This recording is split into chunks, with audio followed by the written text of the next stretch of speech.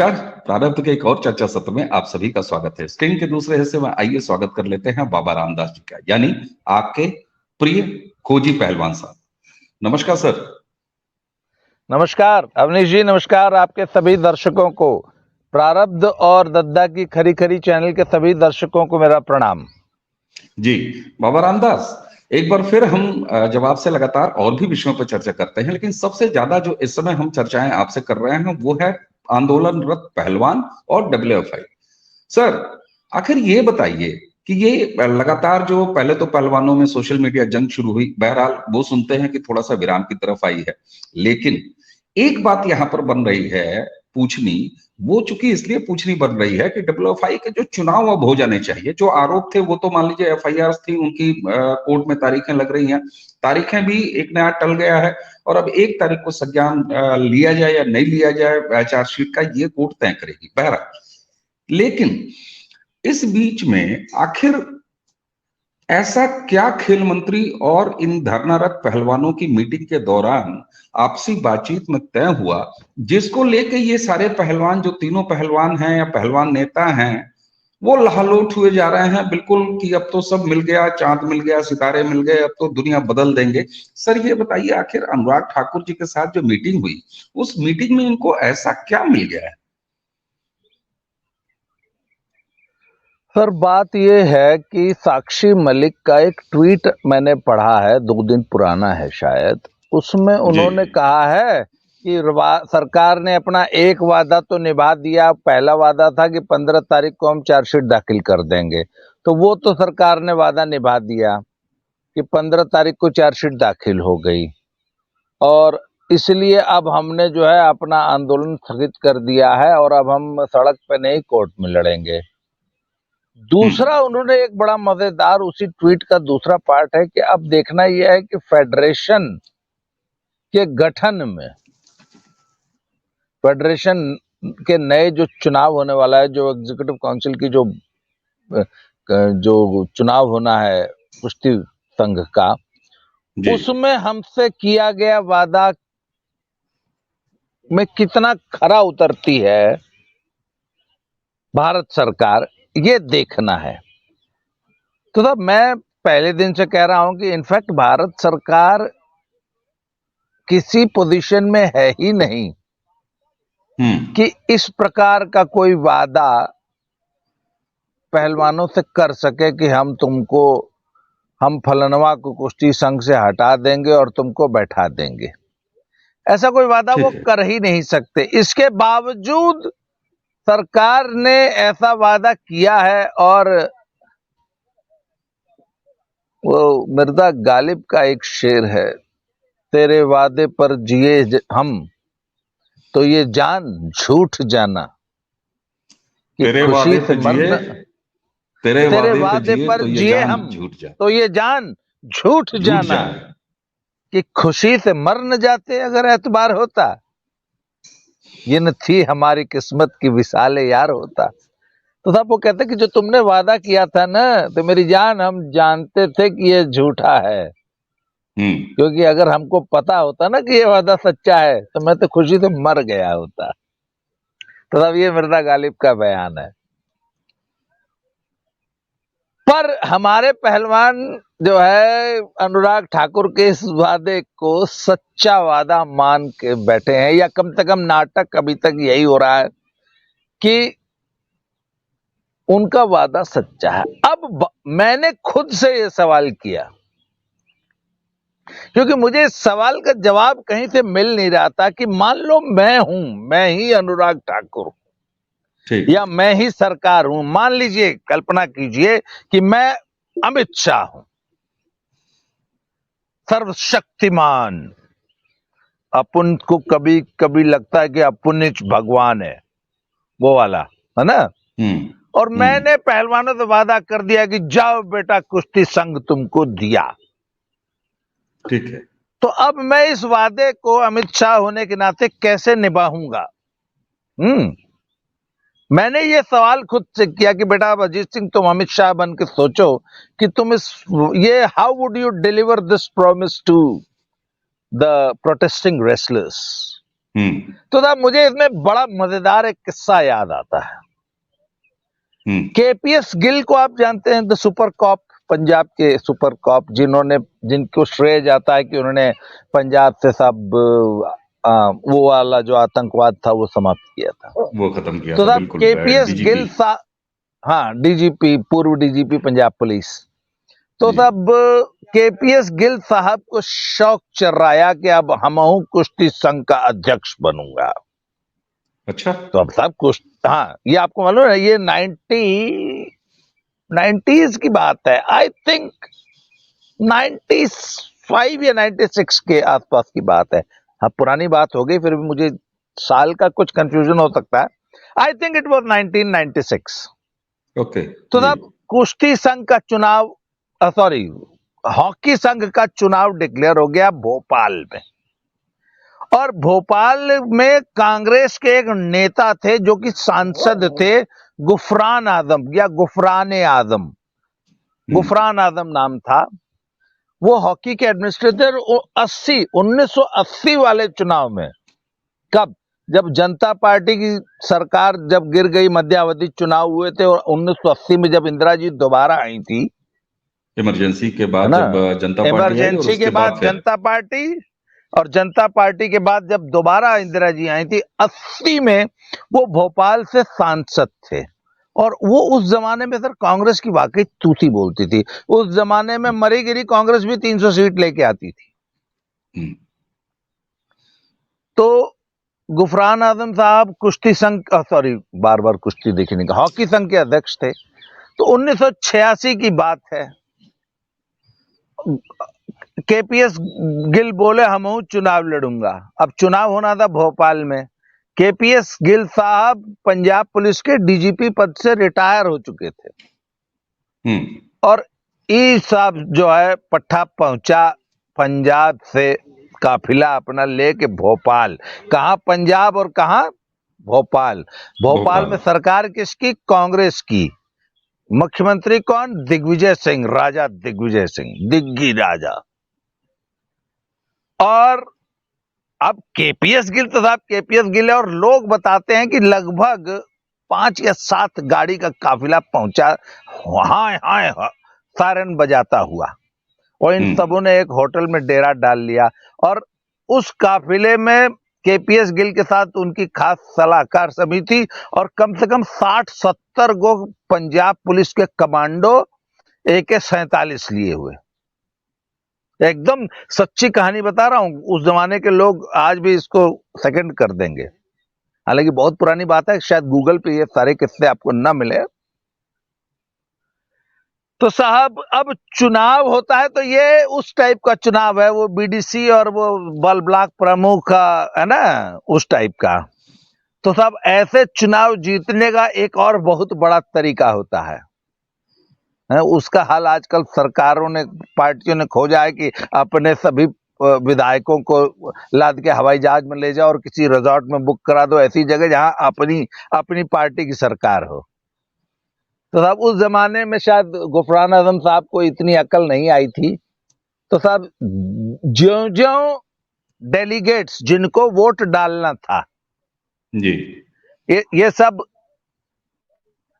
कुछ अपनी गाड़ी से आ रहे थे, कुछ ट्रेनों से आ रहे थे, कुछ हवाई जहाज से आ रहे थे, और केपीएस गिल के कमांडोज जो जहां उतरता था उसको वहीं से उठा लेते थे, रिसीव कर लेते थे। ऐसा क्यों नहीं कह रहा है, उठा लेते थे। रिसीव कर लेते थे। और जो रिसीव नहीं होता था उसको 4 हूंचा मार के रिसीव करते थे कि कैसे तुम हमारी माला नहीं पहनोगे। सब लिटरली 1.25 किलो ज्यादा इज्जत के साथ रिसीव करते थे। 1.25 किलो पाव भर नमन ज्यादा रहेगा। ठीक है। और कम से कम 25 डेलीगेट तो पहले ही देख के, पंजाब पुलिस का कमांडो देख के पहले ही सरेंडर हो गए कि भाई मारा मत, जिन लोग जहां वो काबा हुआ हम दे दे, मारा मत। कुछ लोग अपने आप को तीर तुर्रम समझते थे, उनको बताते हैं, अब इसमें कितनी सच्चाई है ये पता नहीं है, कि उनको कमांडो सब उठा के किसी अज्ञात स्थल पर ले गए और उनका जो है मत परिवर्तन कराया कि वोट जो है चढ़ गुंडों की छाती पर और मुहर लगेगी केपीएस गिल की छाती पर।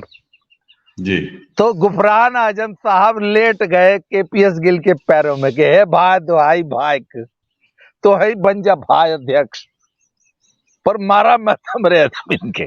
सर लिटरली ये हुआ था, मतलब गुफरान आजम साहब पैरों पे गिर गए, रोने लगे कि हे केपीएस गिल भाई तुम ही बन जाओ, पर मारो मत यार, हमारे आदमियों को इतनी बेरहमी से मारो मत। तो सर खेल संघों का चुनाव जीतने का यह भी एक तरीका पूर्व में होता आया है सर, और ये मैं कोई गप नहीं मार रहा हूं, it is a true story. और इसी देश में ये हुआ है और इस प्रकार भी खेल संघ के चुनाव जीते गए हैं।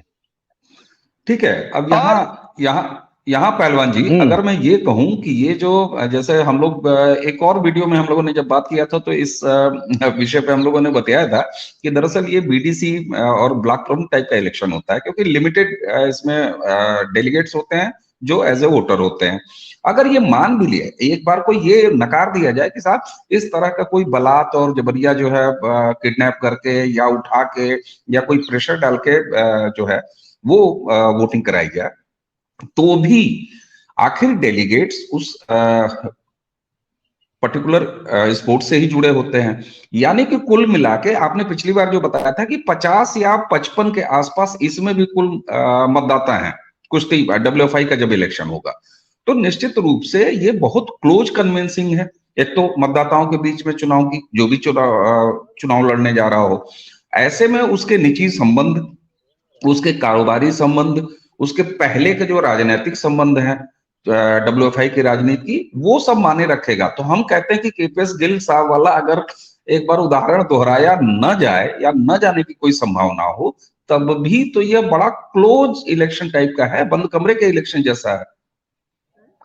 देखिए इलेक्शन बेशक क्लोज्ड होगा, आई थिंक अभी तक की जो मेरा जो सूचना है, अब तक इलेक्टोरल कॉलेज में, हालांकि अभी इलेक्टोरल जो उनकी वोटर लिस्ट है वो पूरी तरह कंप्लीट नहीं है, पर उसमें मेरा ऐसा मानना है कि लगभग 54 के आसपास वोटर होंगे। ठीक है। और देखिए अगर तो फेयर चुनाव हुआ और किसी ने गुंडई नहीं की, इस प्रकार की गुंडई केपीएस गिल वाली, तब तो 100% ब्रजभूषण शरण सिंह के ग्रुप बोलूंगा, व्यक्ति नहीं, उनके ग्रुप को चुनाव जीतना अवश्यम भावी है, उसमें कोई इफ बट है ही नहीं, बशर्ते कि सरकार न ठान ले, जैसे केपीएस गिल ने ठान लिया था उस पर। देखिए that was 1996, there was nothing like social media in this country या इन दिस वर्ल्ड, पहली बात। दूसरी बात है जो मीडिया था वो पूरी तरह बिका हुआ था। और तीसरी बात आप देख लीजिए ना, कांग्रेस की सरकार थी, दिग्गी राजा की सरकार में भी केपीएस गिल रिटायर्ड डीजीपी होने के बावजूद इतना दबंग था कि उस वक्त उसके पास 60-70 कमांडोज थे।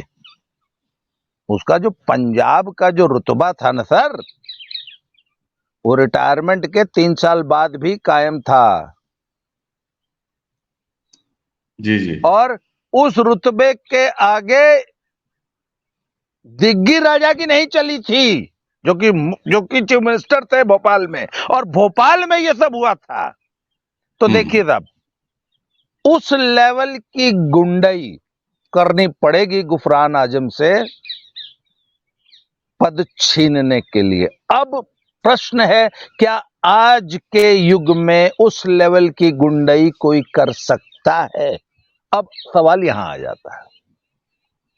तो साहब मैंने बोला ना कि आज सोशल मीडिया का जमाना है, और Twitter, Facebook, Instagram, hi how, YouTube, और दुनिया का हर आदमी जो है पत्रकार है, 1 लाख है हमारे जैसे चैनल हैं। तो सर इतनी बड़ी गुंडई होना संभव नहीं है। पर्दे के पीछे से चुपचाप सरकार आर्म ट्विस्टिंग करने की कोशिश कर सकती है, परंतु एवरीबडी इज नॉट गुफराने आजम। ब्रजभूषण सिंह गुफराने आजम नहीं है, ये बात समझ लीजिए। हाँ, कल को भगवान न करे अगर गुंडे ये करे के पड़ल तो केपीएस गिल वाले रोल में आ सकते हैं। अपने सामने ये किसी को, हाँ, अपने सामने ये किसी को केपीएस गिल बनने नहीं देंगे। ठीक बात। अब इसी के साथ आप जब कह रहे हैं कि आर्म ट्विस्टिंग सरकार न करे और ये न करे, वहीं आके एक नैतिकता का भी तो सवाल उठता है कि साहब फ्री एंड फेयर इलेक्शन कराना सरकार की जिम्मेदारी है। डब्ल्यूएफआई के जो चुनाव कराने के लिए जो भी लोग डिप्यूट होंगे उनकी जिम्मेदारी है। तो ये बताइए कि सरकार के सामने नैतिक सवाल ये होगा कि फ्री एंड फेयर इलेक्शन किए जाए या किसी के हक में इस तरह की आर्म ट्विस्टिंग किया जाए। दूसरी चीज कि साहब ये बताइए किसी चुनाव में कौन जीतेगा या कौन विनर होगा, इसका कोई वादा सरकार कैसे कर सकती है? तो ये तो बड़ा मतलब एक तरह से मैं ये कहूंगा कि असंवैधानिक, अनैतिक और पूरी तरीके से गलत होगा। तो माना तो यही जाए, हम लोग तो बातचीत इसी प्लेटफॉर्म से करेंगे ना कि जो भी डब्ल्यूएफआई का चुनाव होगा वो फ्री एंड फेयर होगा। तो अब हम समझना चाहते हैं कि अगर हम ये मान के चलें कि डब्ल्यूएफआई का जो भी चुनाव होगा वो फ्री एंड फेयर होगा, तो फिर कोई वादा कैसे किया जा सकता है किसी मंत्री या किसी सरकार के लेवल पे किन्हीं खास खिलाड़ियों के सामने? सर, अंग्रेजी का एक जुमला है, everything is fair in love and war. तो ये लव का तो नहीं पर वॉर का सिनेरियो जरूर है। और ये जो सरकार है ना जो दिल्ली में है, और ये जो लोग 2-4 लोग जो दिल्ली में बैठे हैं, सर ये वोट बैंक की राजनीति के लिए कुछ भी निर्णय ले सकते हैं। इनका वोट बैंक नहीं खसकना चाहिए, चाहे कुछ करना पड़ जाए, ठीक? या अगर इनको पता लग जाए ना कि इस निर्णय से 1% वोट उस वर्ग का जो हमको आमतौर पर वोट नहीं देता उसका 1% वोट भी बढ़ जाएगा, तो ये ऐसा निर्णय ले लेंगे, क्योंकि ये विशुद्ध वोट बैंक राजनीति है जिसमें एक तरफ हरियाणा का जाट वोट बैंक है और उसकी अपीजमेंट के लिए ये सरकार कितना भी नीचे गिर सकती है। I am sorry to say this, I am really sorry to say this, कुछ लोगों को बहुत बुरा लगेगा, परंतु ये सरकार वोट बैंक अपीजमेंट के लिए किसी भी स्तर पे जा सकती है। ये बड़ा आरोप लगा रहे हैं। मैं बहुत बड़ा आरोप लगा रहा हूं, पर इतना ध्यान रखिएगा कि कहीं जाट वोट बैंक का तुष्टीकरण करते मतलब दुबे जी जो चौबे जी जो छब्बे जी बनने गए थे वो कहीं दुबे जी न बन जाए, मुझको ये बड़ा खतरा है कि कहीं जाट वोट बैंक को रिझाते रिझाते ठाकुर वोट बैंक से हाथ न धो बैठे ये सरकार। खैर इतने मूर्ख वो सब हैं नहीं, है ना? वो सब 1 रुपया में लोग, कुछ लोग जो है ना, 4 चवन्नी की जगह 5 भजाने की कोशिश करते हैं। ये कुल गुजराती है, 1 रुपये में 8 चवन्नी भजाने की कोशिश करते हैं।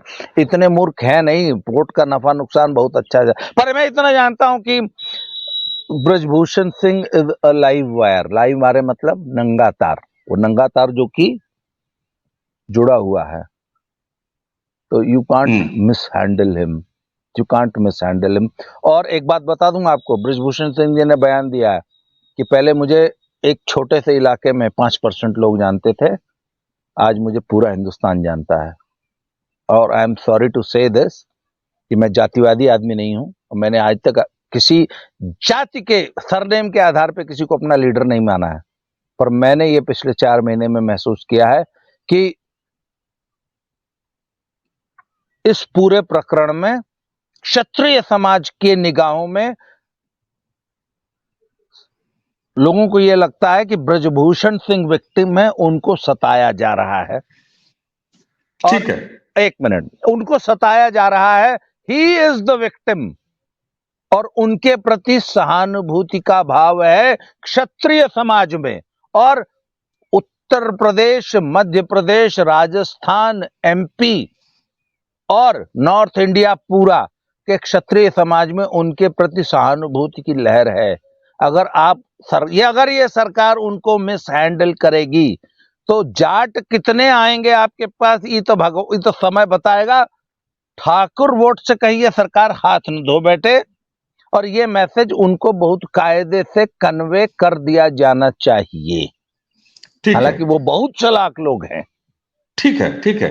देखिए, एक चीज मैं बताऊं, आप जो कह रहे हैं कि विक्टिम समझा जा रहा है डब्ल्यूएफआई के भूतपूर्व अध्यक्ष को, तो लगातार इस पूरे प्रकरण में जिस हिसाब से पहलवानों की राजनीति सामने आई, उनके सड़क पर उतरने के बाद, वहां निश्चित रूप से एक भावना ये बनी है।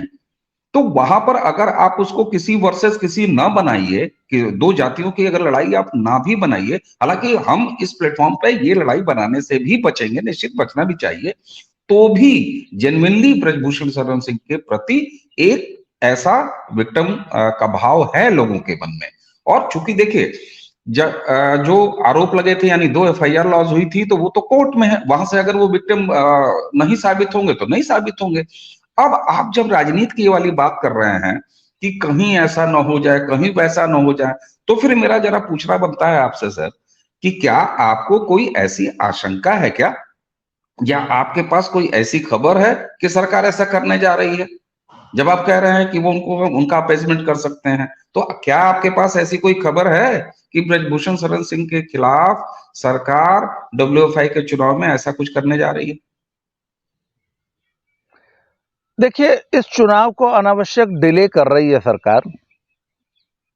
जो चुनाव अप्रैल में हो जाने चाहिए थे, फर्स्ट वीक ऑफ मई में हो जाना चाहिए था, अब वो अगस्त में भी हो जाएंगे, इसमें शंका है। और इस पूरे विवाद का एकमात्र हल है फेडरेशन का चुनाव करा देना। ठीक बात।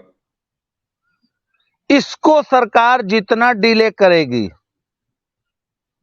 एक तो कुश्ती का उतना नुकसान हो रहा है ना। कुश्ती तो समझ लीजिए कि एकदम मतलब 6 महीना, मतलब जैसे किसी व्यक्ति को, किसी बड़े बिजनेसमैन को जिसको रोज सिर खुजाने की फुर्सत नहीं होती, इतना काम होता है, उसको आप 6 महीना जो है वार्ड में भर्ती कर दें, हैं? तो वो बेचारा, कुश्ती तो बेचारी पिछले 6 महीने से आईसीयू में भर्ती है। ये बात बिल्कुल पूरा देश इस बात को महसूस कर रहा है, और सारे महसूस कर रहे हैं। हम लोग अपनी लगातार चर्चाओं में ये महसूस किए, और उसकी चिंता इस सरकार को बिल्कुल है ही नहीं। भाई, हड़ताली पहलवानों ने तो अपना रोल प्ले किया और कुश्ती की सेवा करते करते कुश्ती को एकदम मार डाला। और इस सरकार को भी देखिए, मुझे लगता है कि वोट बैंक पॉलिटिक्स में, अगर मतलब मुझे नहीं लगता कि उनको कुश्ती की या पहलवानों की या इंडियन स्पोर्ट्स की जरा सी भी परवाह है। तो हाँ, वोट बैंक, इसमें सिर्फ एक ही आशा की किरण है कि क्षत्रिय समाज को जबरदस्ती पिंच न करे सरकार, या कोई ऐसा मैसेज न जाए कि क्षत्रिय समाज आहत हो। पहलवान जी, मुझे लगता है कि कुश्ती की बात और डब्ल्यूएफआई की राजनीति की बात ज्यादा हो। ये जो आप बार बार ये जो इक्वेशन ले आ रहे हैं कि जाट वर्सेस क्षत्रिय, क्षत्रिय वर्सेस जाट, तो क्या आपको ऐसा लगता है कि डब्ल्यूएफआई की जब हम लोग बातचीत कर रहे हैं, तो लगातार ये बातों को सबसे ऊपर रखना कोई जरूरी बात है या अच्छी बात है? नहीं, अगर आप समस्या का मूल कारण वाकई खोजना चाहते हैं, तो आपको ये बातें करनी पड़ेंगी, अच्छी लगे चाहे बुरी लगे।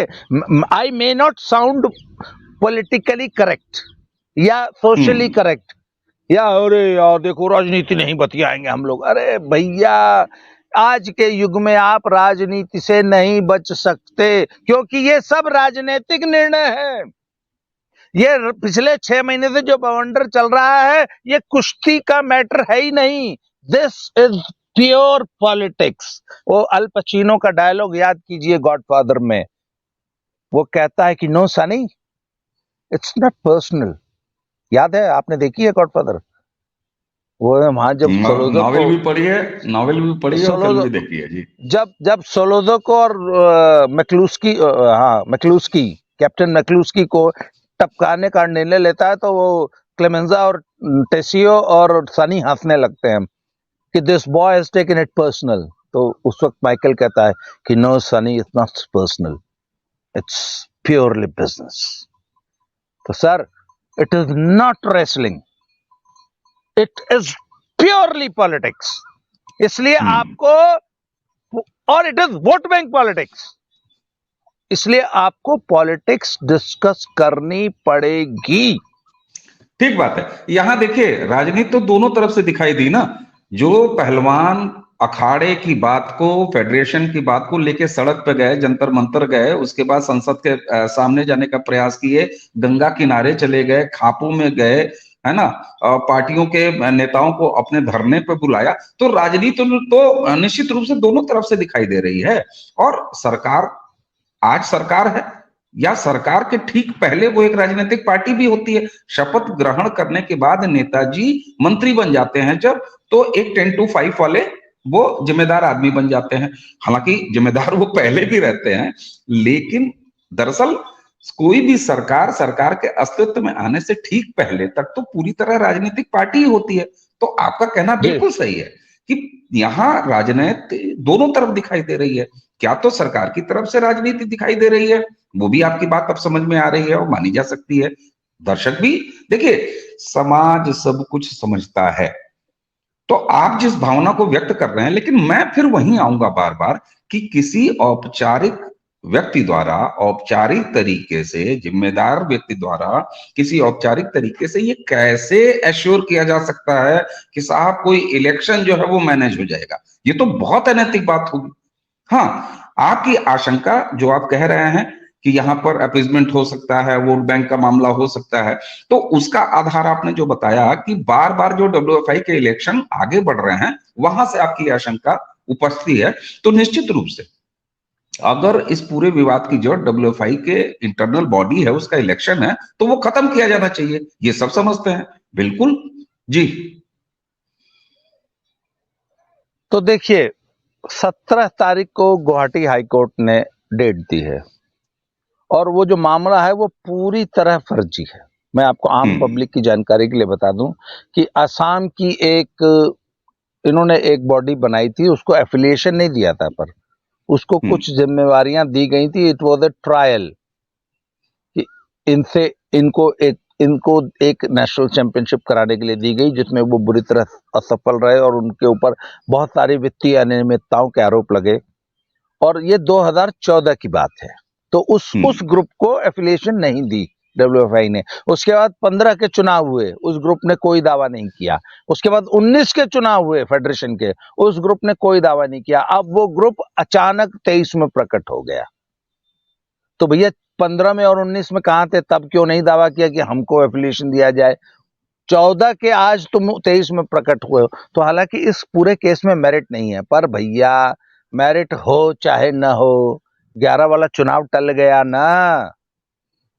ठीक है, हम इतना जानते हैं कि 11 जुलाई को 11 वाला चुनाव तो इसलिए भी टल रहा है कि अगर मान लीजिए कोई कोर्ट में केस आ जाता है, तो निश्चित रूप से जब लिटिगेट हो जाता है, कोई उसी पे कोई याचिका दाखिल हो जाएगी, तो वो इलेक्शन तो टलता ही है। तो वो तो टेक्निकल इश्यू हो गया अभी तक, इलेक्शन टलना।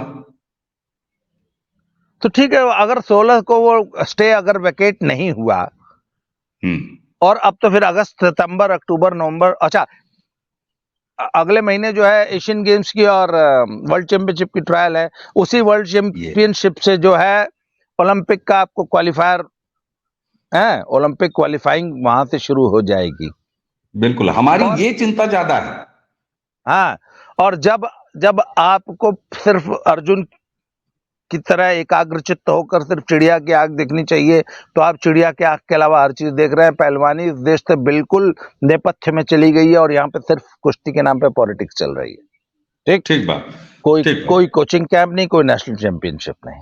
चलिए, तो और उम्मीद की जानी चाहिए। और सरकार चाहती, देखिए मैं अभी भी बोल रहा हूं, अगर सरकार चाहती, अगर इनके सामने सरकार घुटने न टेकती तो जनवरी में ही ये मसला हल हो गया होता।